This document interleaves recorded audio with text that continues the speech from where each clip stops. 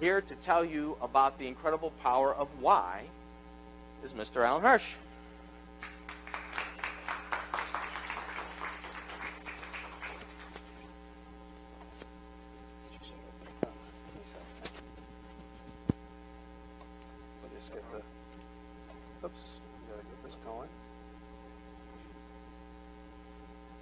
Thank you, sir. Is that up there?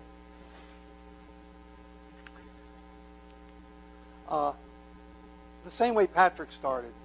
I too work with a lot of business. We do the same thing in many ways. We're business coaches. I don't consider ourselves really consultants. And I use the definition, consultant comes in the way he described it. It comes in, does a report, tells you what to do, and walks out. And you haven't learned a thing. What we do as coaches is help you learn how to do it for yourself. And that's something I think is very important, a very big differentiator between the two of them, which I think you'll hear from us today as we go through the process. But what I want to do is talk about, in the first part, why we do what we do. How many in the room have ever seen Simon Sinek's TED Talk called Start With Why, or read his book? Well, you're way ahead of a lot of people.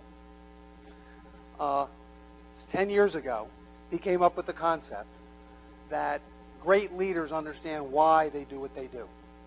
And I'm going to go into some detail about it. I have been trained and certified by an organization that believes not only great leaders do, but every one of us does. And it's done tens of thousands of research, and I'll go through that. But as you can see on the screen, and I sometimes ask just the first part about that. Mark Twain said the two most important days are the day you're born, and I sometimes ask, which I asked someone up there, is what's the second most important day in your life? So I think he used when I got married, when I had the first child. But Mark Twain said it's when you find out why. Think about that. And his response was to me, it usually happens when you're a senior and you're older, like me. And yes, I found out mine in my 60s. My why. I probably knew it because of the way I behaved and acted. But it's very important that we understand why we do. It's a motivator that really, if we understand it, can drive us and change us. So what is a why? It's what you do. It's a natural law. If you think about gravity, where you hold a rock over your head, if you let go, you know you're going to get hit in the head and hurt. But the why is, in fact, a natural law. Every one of us has a why. The organization start with called Know Your Why, and now the Why Institute has studied tens of thousands of people around the world. Every one of them has a why, and we're going to talk about them. But what is a why? The why is why you do what you do. It's your cause, how you're hardwired, what makes you special, how you think, what you believe, what people can count on you for, your purpose, what you're compulsive about, and the reason you get up in the morning. Interesting enough, that last one, I don't know if anybody, they probably saw it, but I do a talk radio show, the only one in Baltimore on business. That is the first question I ask every guest. What motivates you to get up in the morning and go to work? And I get some great answers. The one answer, the one person in almost 4 years that actually says, I do it for the money, and which is not the why when you talk about Simon Sinek, talking about it's not the money. Money is a result of understanding why you do what you do. He's the only one that I followed that in the last 2.5 years since has had 4 different jobs. 4 different jobs. Now, I don't know if it's for the money, more money. He doesn't understand why he does what he does, so he doesn't have a feeling for it, so he's jumping from job to job to find something. But it's very interesting. I apologize. I have this cold, so I'm taking a lot of gestures, water. So if my voice disappears during the presentation, my apologies for today. But I also want to, excuse me. So we look at a why in the same way we look at Wi-Fi, the broadband that's on your phone or on your systems. Simon Sinek talked about starting with why. And if you think about it, and we'll talk about it in a minute, if you start with your why and then you talk about how you do something and then what you do, you're broadening the communication between the people you work with. If you start, you walk up to somebody and I don't think we've met. We have. What do you do? If I was networking with you, what do you do? Mindset coach? Okay. What do you know about her? Do you know anything about her? What? Okay. Okay. Okay. But you don't really know about her. But if she turned that around, as we'll talk about as we go through this, the biggest, and for me in my 60s, to change the way I introduce myself has been a challenge because I've been brought up and you introduce yourself and they say, what do you do? And I want to say, I'm an executive coach, talk radio show host. It doesn't tell them anything about me. It doesn't broadcast to them who I am, why I do what I do, how I do it, and what I do. And what Simon Sinek discovered when he showed this to one of his friends who happened to be a neurologist or a neurosurgeon is that he used this golden circle. That when you start with why in the middle and the how and the what, and you go from the outside in, it's the same thing way our brain works, the physiology of our brain. The outside of our brain, the neocortex, is the part of a brain that is rational, analytical in the thought. It's how we communicate. Think about that. It's how we communicate. Yet, the limbic part of the brain is the emotional part of the brain. If you think about it, almost 90% of all our decisions are made in the limbic part of the brain, the limbic system. They're emotional decisions. It doesn't know how to communicate. It's automatic. How often has someone in here made a decision that says, because it feels right, or my gut, I know it's right? How many of you have made a decision that way? Okay? That's your limbic brain telling you what to do. Now, if you understood why your limbic brain is doing it, what your why is, you could understand that. And think about this. How often do you make decisions because it feels right, then use the neocortex, and the rational brain to justify the decision? We do all the analytics, but it's only really to justify the emotional decision. And I'll put it in the reverse. How many of us don't make a decision because of an emotional feeling? Called fear. Right? We don't make it because we fear. And I use use it, false expectations appearing real. It's because we're fearful of the unknown and we get paralyzed from the emotion. So think about that when you make some decision making as well. But if you know why you do what you do,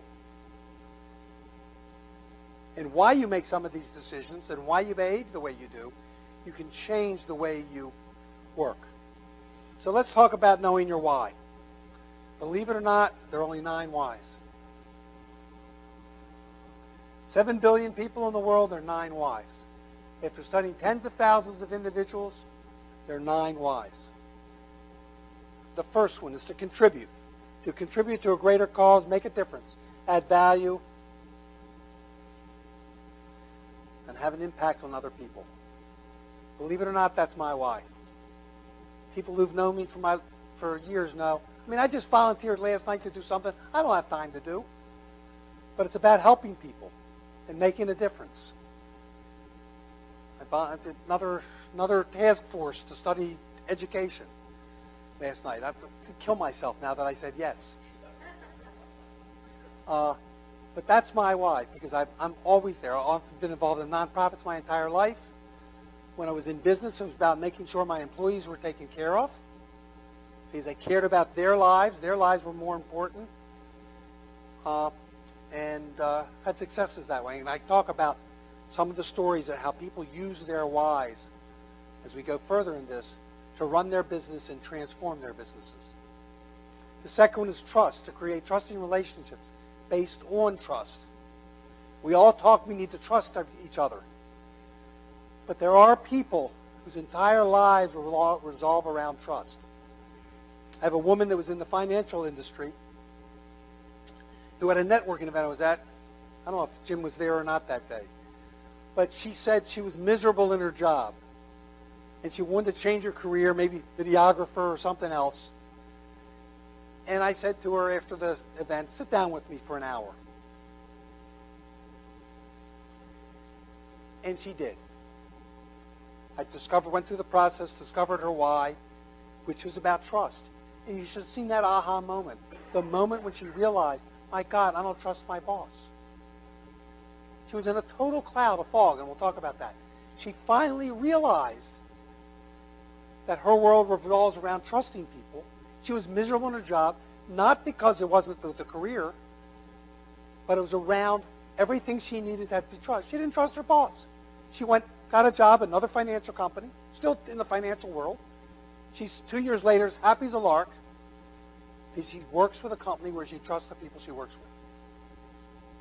Making sense, to make sense out of things, especially complex or complicated. A better way. And as I go through these, think about people you've had meetings with and how they talk about things. Let's make sense of this. Let's find a better way to do this. They'll use this and not know they're using this is their why. The right way. Think about someone who's a right way and someone else happens to be a better way. You think they're going to clash? They do. But if they understand each other and they can communicate around it, they can deal with it and they can help each other. To challenge the status quo, to think differently. Anybody know a company that entirely is built on the why of the owner, that uses the term think different? Anybody here? That's all their ads. Apple Computer. And we'll talk about that. A master. I've not found one, but a master is someone that if they don't know the answer, they'll find it very quickly, and they think they're the expert in everything. Then there's someone who's a clarifier. You have anybody who ever sits there and tries to continually explain and re-explain something? He wants to make sure you are perfectly clear. It's not about making sense out of it for themselves, but it's about making sure you are perfectly clear on what they're trying to say. And then finally, a person who does nothing but simplify things. Please, any questions at any time, please ask them. Yes. I'm the first one, making a difference. I truly believe in making a difference in people's lives. And I truly believe if I improve one life, I improve their world and everybody around them. And there's some stories, if we get to some stories as we go, I can talk about some of the businesses. But I want to talk about, as we go through this, talk about the why, how, and what, and how it then, of the individual, and how it then translates into business. But thank you, yes.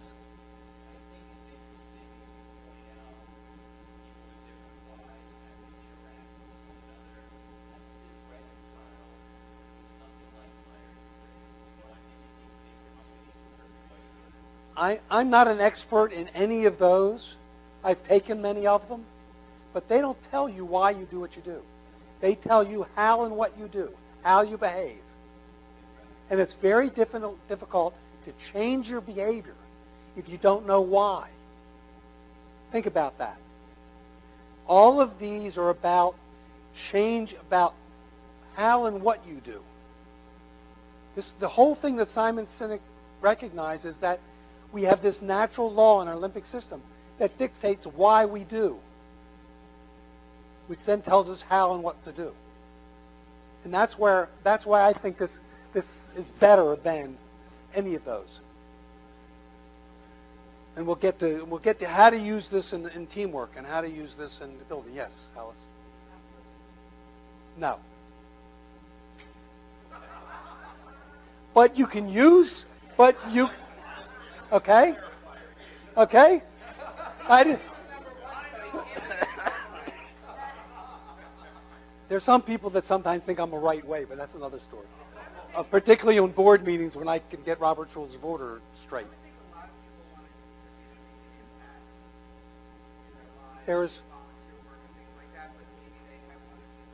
I had a person that I worked with that identified who thought that was her why. Her why was to clarify. You could see it when you talked to her that she was a clarifying person. But how she did it, one of the things how she did it was to help people make a difference in people's lives. You can, for example, my short introduction, when I say short introduction, is, hi, I'm Alan Hirsch. I believe in making a difference in people's lives. I work primarily with CEOs and business owners, building their trust and confidence and helping them find a better way to run their businesses in order to achieve their personal and professional goals. I'm an executive coach. I've used in that one 15-second introduction, I've told you why I do what I do, very briefly how, using two of the other whys that maybe connect with you, and then what I do. It's totally reverse of what we are trained to do. And you all of a sudden you know why I do what I do, who I am. So the other whys become part of how you do something, how you do it. And that's what the next slide is. We have clarity and we are unique. And what makes us unique is the why is why you do what you do. How is how you do it. And we all do it differently. We'll talk about that soon. And then what you do. It's your job. And you can have a why message, which is the why, how, and what, for both your professional career and your personal life if you want one. Whether it's working nonprofits. You know, if I were to, at a meeting of some nonprofits, I might introduce myself at the end as the president and executive director of the Hebrew Free Burial Social Service Society of Maryland. But I'm helping people. I'm helping families. Making a difference. So, we talked about the why a little bit. Now, the how. What is the how? The how is, how do you let the world know what your why is? So, for example, if it was, and we'll use thinking differently or challenging the status quo, how do you let the world know that you challenge the status quo?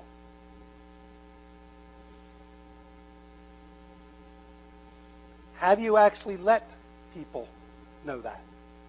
You challenge the status quo, if that's your why.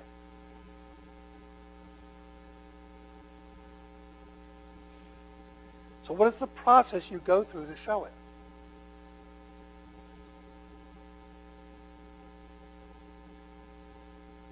And what are the ways that you show you do it? If you can answer these questions, and these are actually part of the process that I go through, that I've been trained to go through to help you discover your why. Some of the questions I ask. But think about these as how you do what you do. So you can create your own personal brand. The way I use that very short 15-second, I've got a longer one.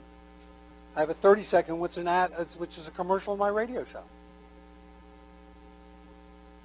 that I use. And then you pull it together. Again, the personalized how, the why, how, and what. And with 7 billion people, what makes us different is you might have the same why, you have a different how, and you certainly have a different what. Any questions before I move on? Well, when you do that, you really understand yourself. And things make sense. Like the woman that I helped who was in the financial industry.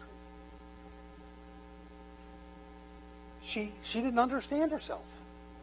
Once she understood why she did things, she gained clarity and confidence in what she did. She knew who she was. She was in her 50s before someone really sat down with her and helped her understand what made her tick. And then you know how you fit in. And when you know this about other people, I still haven't done my wife's why, but that's another story.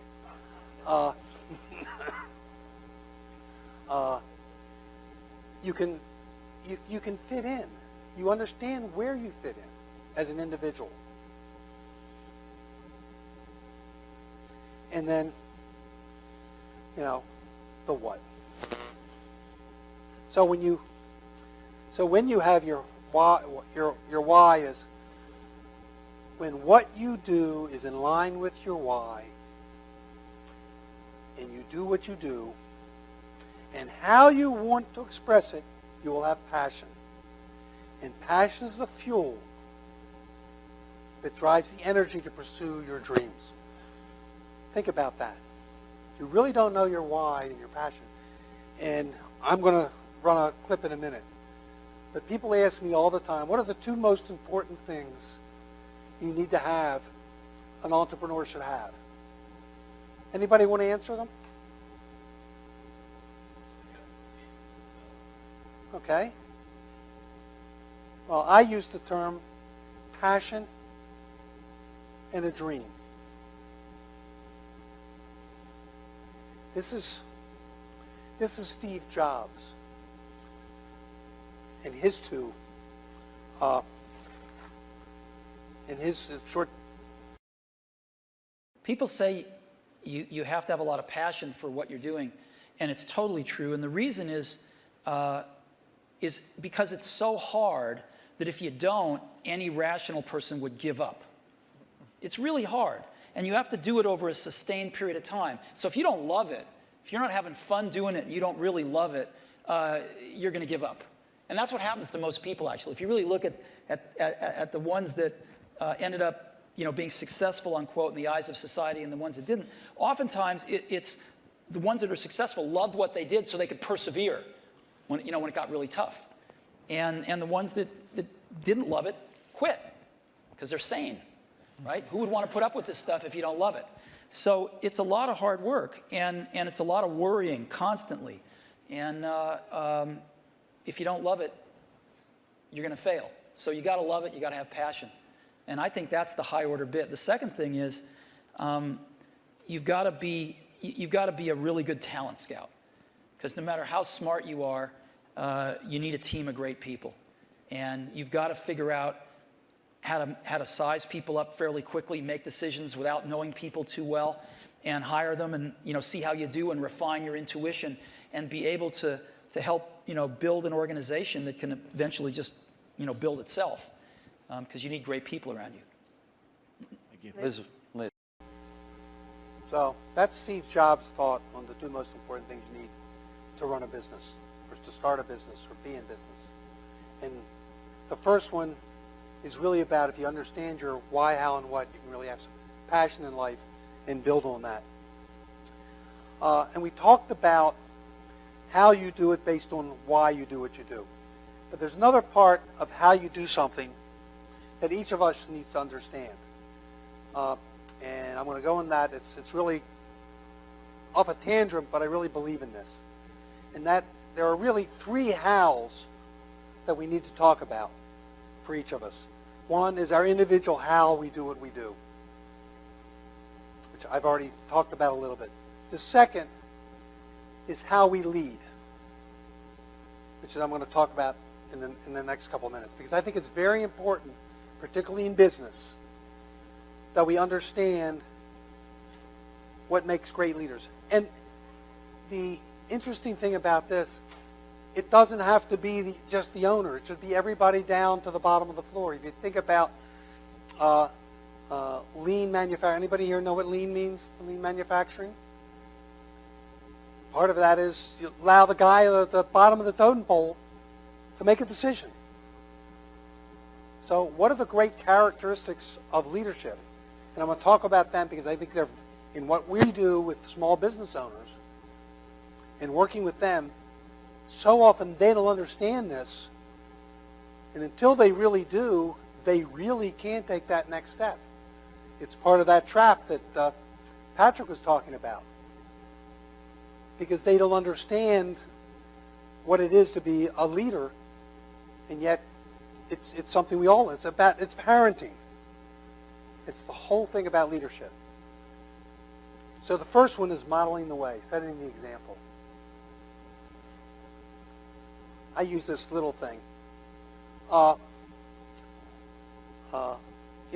Business has a policy, the owner has a policy that emails and telephone calls should be returned within 24 hours.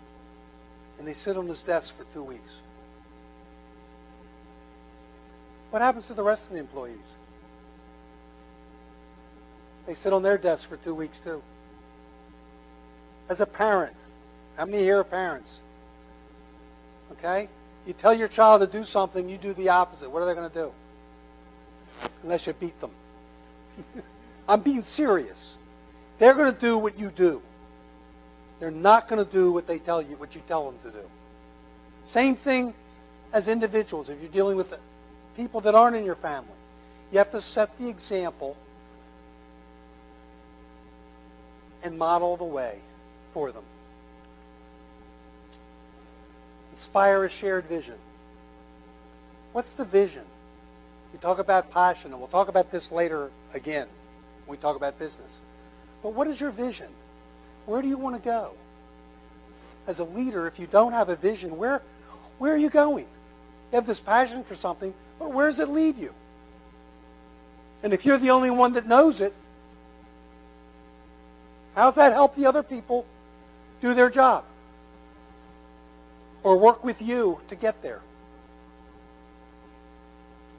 Challenge the process. Even if your why isn't challenging the status quo, as a leader, you should allow everyone to challenge the process. A business that doesn't change and improve goes backwards. So what you're doing now, as Patrick said earlier, might not be good next week or the week after. And what you did last week might not be good next week. So you have to be constantly challenging the process. And to do that, you have to enable others to act. Let them challenge it too. Let them understand your vision. They might have a vision that'll challenge yours. And as Steve Jobs basically said, you have to hire smart people. And I believe in hiring people smarter than you in the areas that you don't have the expertise. I'm a firm believer that leadership is not about a natural law like the why, but can be learned. That someone can take these 5 characteristics and learn to be a great leader. And it helps to understand their why, because between their why and how they do things naturally, and these leadership characteristics, they can build culture in a team that'll be second to none. And the last one is encouraging people, encouraging the heart. Thanking people. I don't know how many have ever seen the studies that are done on why people enjoy what they expect from their job and why they like their job. What do you think's number 1? What? What was that in the back? Okay. Where's money fit? What? Near the bottom. Most recent international study had it 13th. People want to be respected. They want to be thanked. They want to be allowed you to trust them. They want to be treated fairly. They want to be allowed to do their job, not micromanaged. All of these kinds of things. That these 5 things in great leadership allow you to do is how you lead. And I would suggest as a business leader, if you can learn these, understand your why, your personal how, your leadership skills. Whoops. Always pushing the wrong button. Get it myself. That from a personal point of view, you can take the next step as a leader in your business. And that's what I want to go into at this point. Any questions before I go to the next step? You all understand it. You all understand your why. Okay. Please interrupt with questions at any time. This part is, now we've talked about the personal why. So the personal why, particularly in the business, goes to the business why, or the whyification of the business. And I want to start with the business why. Successful businesses have one why. The why of the founder or current leader. Think about that. Think about Apple. And I use that because it's a classic case of why, of their marketing. And I'll use it again in a few minutes. They built their entire marketing around Steve Jobs' why. His brand, which was thinking differently, challenging the status quo. They built their entire company brand around him. His personal brand became the brand of the company. And Simon Sinek realized people buy your why, not your what. I have a company, a client, a sign manufacturer in Baltimore City. In his business 36 years. 33 of them, I would say, was closer to a hobby than a business. Came to me in his 50s, realizing he never put anything away for his retirement. He said, should I go to work for some? He has this tremendous passion. His why is about building trust. So the first thing we did in this business is create that why message. And we'll talk about, and I'll show you what Steve Jobs did and what Apple does. And I'll finish let me tell his story after I do this and play this.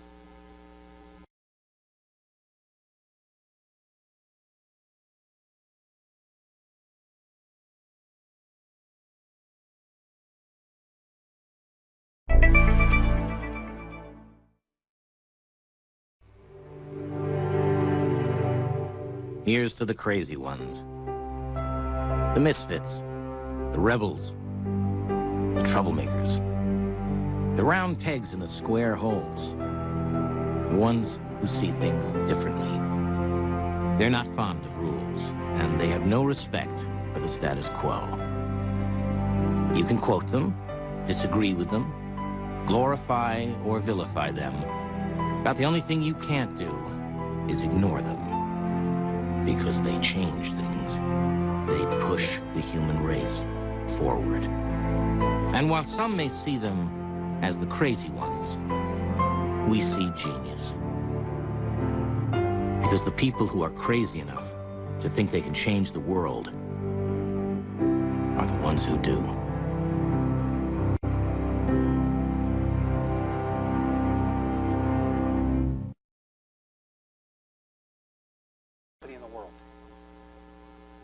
They launched the iPhone 8 last month, I guess it was. People were in line to buy it. Did they need a new phone? How many of them needed a new phone? No, they wanted it. They wanted it. And they paid $1,000 for it when you can go in, you listen to all the other ads of the phone, personal data, whatever they call it, the PDAs. You can go to the other ones and they get 2 for 1, right? And they're selling it on price, number of pixels. Anybody know how many pixels the iPhone 8 has? What? That's right.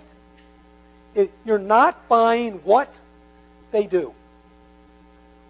You're buying why they do it. So that's what I did helping this sign company.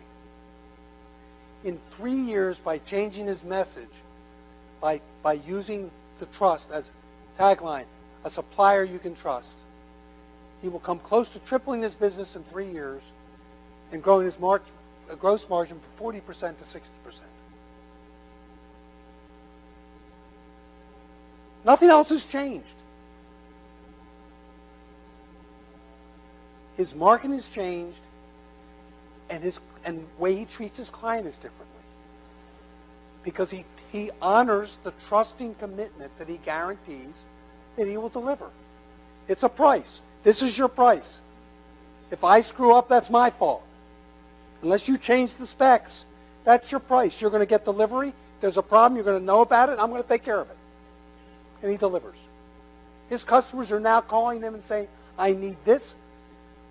I want this for this. What do you suggest? And when can I have it? And how much?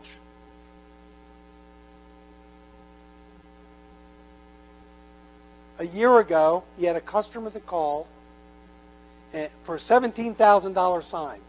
And I don't know if you know, that's an expensive sign in the sign business. And they said, but I need it in 10 days. He told the customer, I won't deliver it in 10 days. You won't get it for 3 weeks. In his old business, same business, but 3 years ago, he would have said, I'll have it. And he would have lost the customer because he wouldn't have delivered. He told the customer, no, I can't deliver it. If you want it in the 10 days, you need to find somebody else. I can deliver it in 21 days.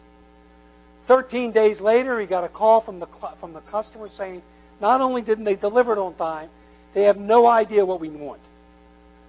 When can you have it? That customer has yet to get a competitive quote from anybody since. Because they're buying his why, the trust. He told them the truth, he honored it, and he delivered it when he said. That's how he did it. Now, the hows we'll talk about, but you have to deliver on the how. Because if you don't, the why doesn't matter. So the business why dictates the company along with how you execute that, and that's why we talked about the leadership in there. Helps dictate the company culture. It permeates the marketing, who the customers are, the product development, and human resources. And I also want to point out something that Simon Sinek points out, that customers will never love a company until the employees love it first. Think about that. Anybody know how Sam Walton grew his business? He'd probably be turning in his grave knowing how the heirs and the business is being run today. But when he started and grew the business in his old pickup truck, he'd drive around the country and visit every store every year. He didn't go into the business office often.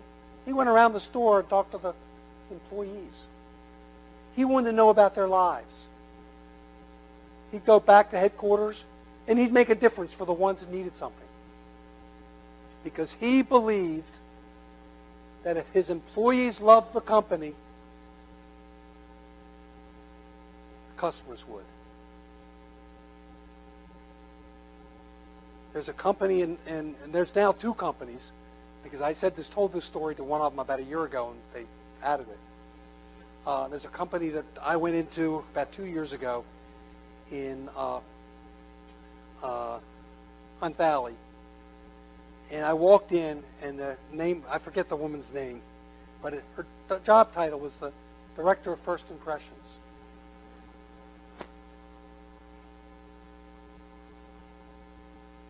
Think about that.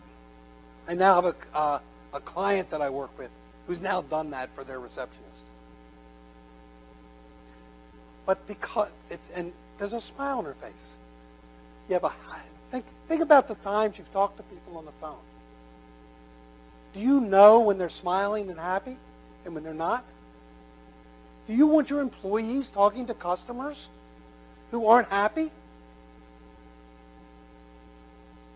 You don't.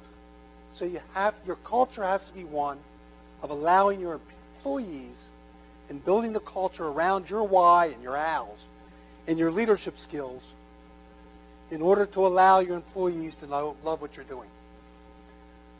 I had a client in the government contracting world. Anybody's been there, he provided butts in seats is the term. He had people in NSA in Fort Meade. He was a subcontractor. He had 6 employees there. The general contract was up for rebid. His customer, his contractor, lost the job. Normal situation, his employees would go to the other contractor, and he'd lose the 6 employees. But he believed in making a difference in customers' lives, in employees' lives. His entire reason was being in business was to do that.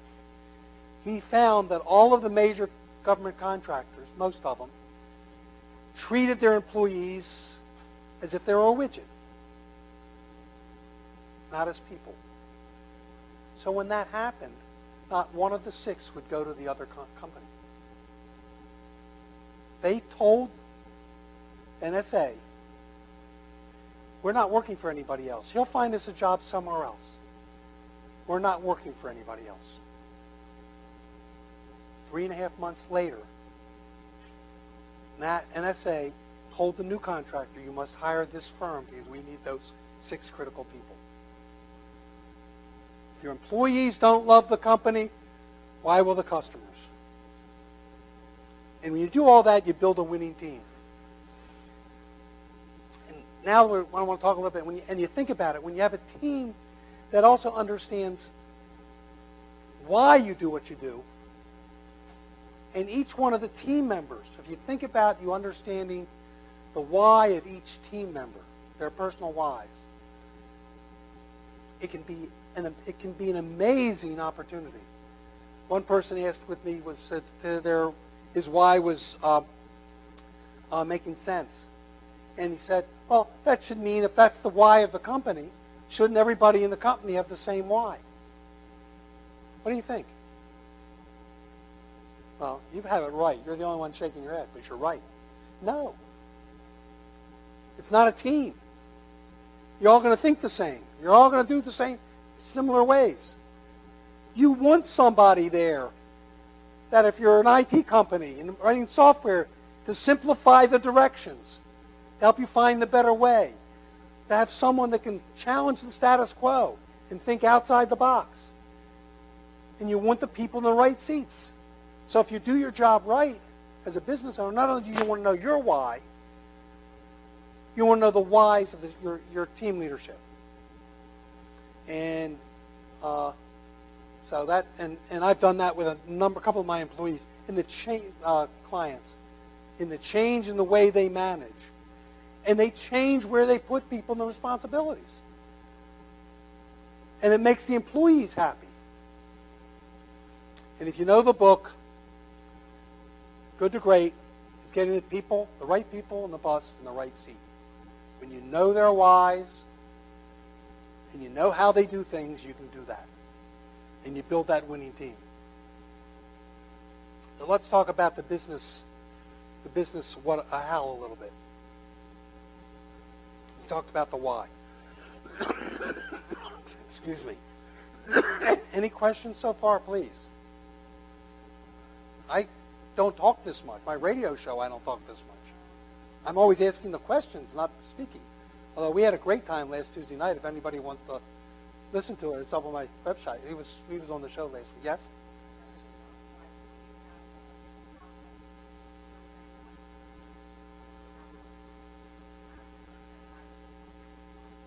I sit down with them and I try to ask the kinds of questions that will invoke their neocortex to think about the limbic system. It's only about 85% accurate. I've come out of those and saying I have no idea what your why is. It depends on how open and simple. It's about being simple and not overthinking it, and really sitting down. It takes about a half an hour to 40 minutes to sit down. And anybody that's here that would like to have me discover their why, I think there are a couple people I've done Jimmy's, would like me to, I'll be glad to do it because you've been here, so give me a call. I love doing it. It's fun. Like I said, with the one woman, it changes their whole outlook. I have another client that was making sense. Once he made sense out of something, he would never follow through on the work. One of those frustrating clients, you've had those? Because once he made sense out of it, he was happy. Doing the follow-through didn't make sense to him. Put a pun in it. So he was a guy, he was doing government contracting in the Homeland Security, U.S. Customs. He's letting that run. He's changing his whole business. He's becoming a consultant in for those who know government, ISO certification. His company was ISO certified. He loved that. So he's changed his whole business. One of the key players is now an auditor. And he's going to become a consultant working with businesses to help them comply with the ISO. He's going to help the companies make sense out of ISO for them that they have to execute. He's not going to execute it. He's going to help them make sense. He will be a happy camper in changing his business because he's using his why. And that's what he has a passion for. Yes? You want to say? Oh, I saw that. Okay? Talking about the how. The only time Apple really hasn't used this product, iPad 3, when it launched, it was the single, and it still is, I believe, the single largest product launch in history. The first weekend, they sold over $2 billion, that's a B, $billion worth of product. Think about that. And the ad started, and I'll read it. We believe technology is at its best when it's invisible, when you're only conscious of what you are doing, not the device you are doing it on.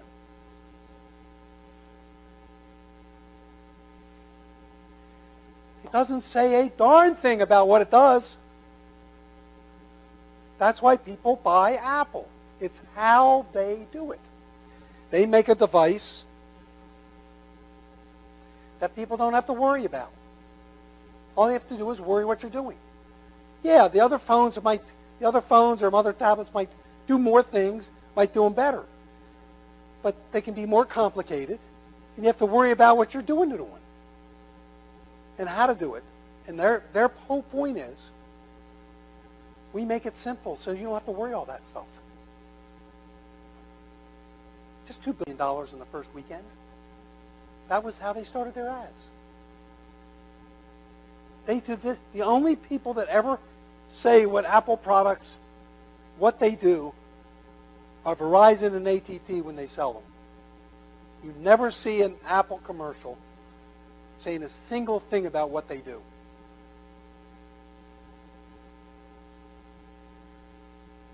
So here's another company.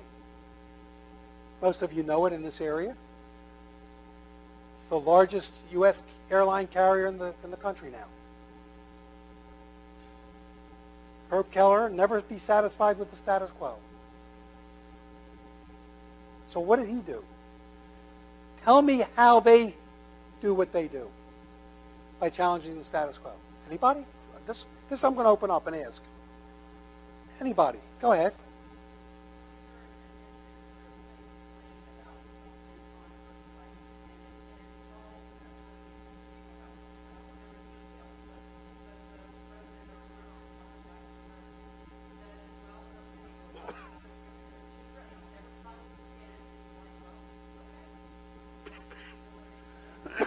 Okay. Okay. Alice? Okay, what else? What? Right. What else they do? Right. What else they do? There's a long list that we're giving to all of which come under the heading of Okay?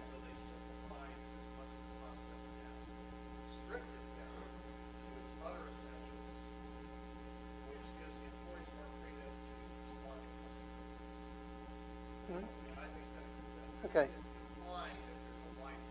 But yes, which is all challenging the status quo. They only have one aircraft. You know, the other airlines have 4, 5, 6, 8, 17, whatever it is. They have one.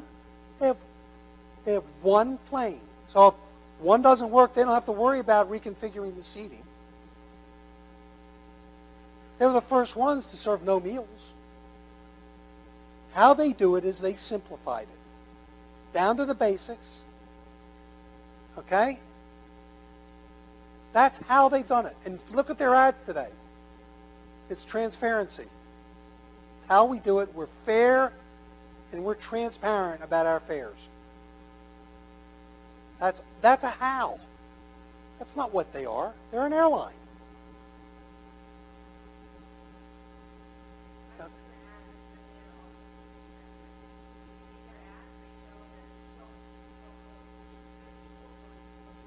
Right. That's how they, yeah, their most recent ads they're talking about the people.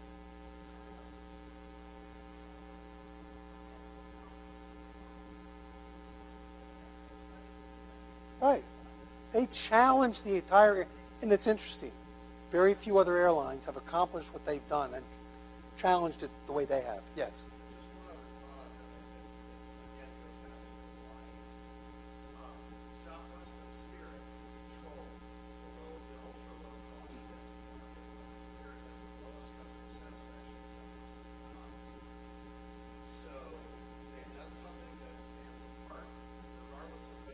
That's right. Absolutely. Absolutely. Absolutely.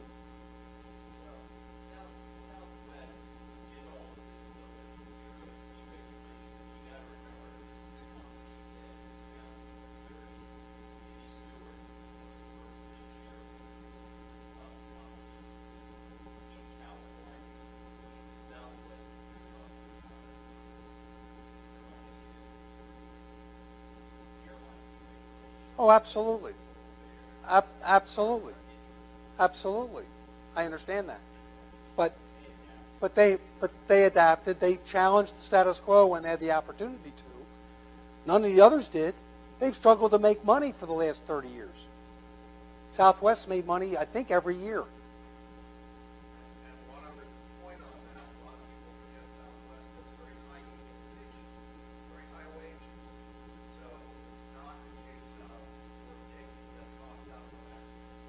No. No. Absolutely correct. It goes back to the structure, why they're in business, and then how they've done it, and what they are as an airline. So your business how is the way you do what you do. Your proprietary process, the things you do that make you different. And when you do that, you create a unified culture, as we talked about before. You add that with the personal, how you do things, and everybody understands it within the business and carries it out and acts on it. It unifies it.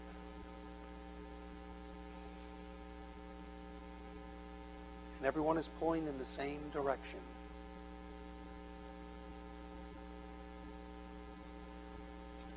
And then the business, what, is really simple. It's what you do. What's the business you're in?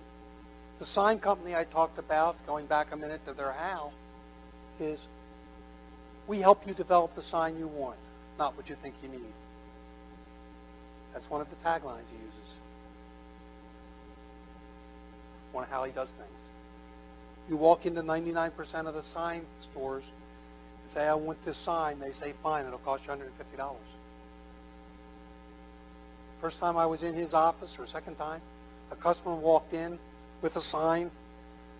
I'd like 2 of these. How much is it? He says, well, what do you want it for?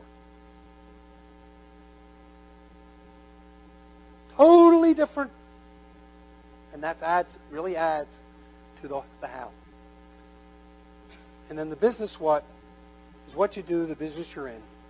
When you think about Southwest, when you think about that why message that they created.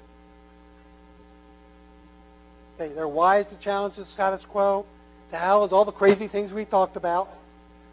And the what is we're a reliable, low-cost travel company. We're an airline. Here's another company that uses it, Edward Jones. One of the few, if not only, financial firms during the crisis of the Great Recession didn't take money from the government. Recently was rated one of the 5 best companies to work for in the country. Now, I don't know the survey, but they were rated as one of the top 5 companies to work for. All of their ads start with making sense of investing. Every one of them starts with why they do what they do.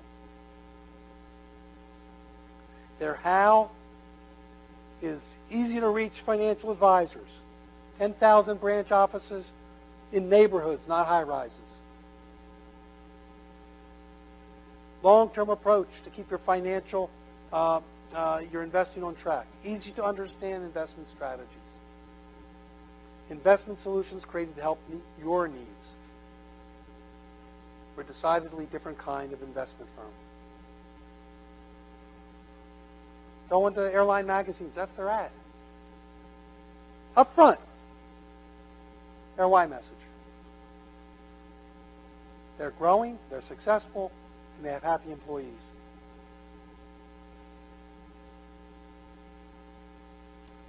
Beyond the what, and we talked about it a little bit, when you have a passion, you need a dream and a vision. So when you take beyond that, you need to understand what's the vision. And I've got the slide in here again, I apologize. The next slide. What's the vision? What's your dream? What are you trying to do with the company? Think about that, because you need to share it as a leader. Where do you want to be? So passion is really meaningless without a vision. I'll just show you a couple of vision examples. Starbucks provide a third place between work and home. Google is to provide access to the world's information in one click. Salesforce is the end of software, although I would suggest that it's not necessarily the best software in the world, but that's another story. But that's their vision. I don't know if they've achieved it yet. And one of the things I do with my clients in my group sessions is I ask them to rate their business, their personal and professional, their business, professional, and health, 1 to 10, and what their goals are. I've never seen a 10. And I'll never put a 10 up. Because you always need a goal. You always need a vision to achieve. There's always should be something out there to strive for. It doesn't mean some businesses, and if you wanted a lifestyle business, it might not mean growing at 10% a year or 20% a year. But you need to have a dream of what it is you're trying to accomplish. And then you need to understand who your customers are. Who are your customers? Who are you going to market to? Because all of this ties in creating that tremendous broadband of information and knowledge to get to your customers. So what's their profile, the demographics of your customers? Is it a B2C? Is it a B2B? Where are they? Are you limited geographically? All of those kinds of things. What's the age group you're trying to go after? I'm not going to ask the question, but you need to understand all of these to create a full message of marketing message through the entire why. And finally, what do they want? And as we talked about a little earlier, wants and needs. What's more important? Anybody? A want or a need? Who? Someone said it? A want? Yeah. We all have needs. But people buy an iPhone, the next iPhone, not because they need one. They have a phone. They want it. So you want them, you want to understand not only who they are, but what they want. So you communicate that and deliver that. And all of that then becomes about communicating these messages and your messages. And that's, to me, this is the first part of, and as Simon Sinek calls, his book's called Start With Why. To really build and take your business to the next level, or start one, if you start with this understanding, you have a long way, you can do a lot. And I'm going to turn it over to, what's your name anyway? Patrick. Why don't we take a 5-minute break, 10-minute break? 10-minute break? 10-minute break, and I'll be here. You have questions in the break. And then Patrick's going to present. I didn't realize it would take that long. Patrick's going to present, and then we'll have a lot of questions and answers at the end. So thank you.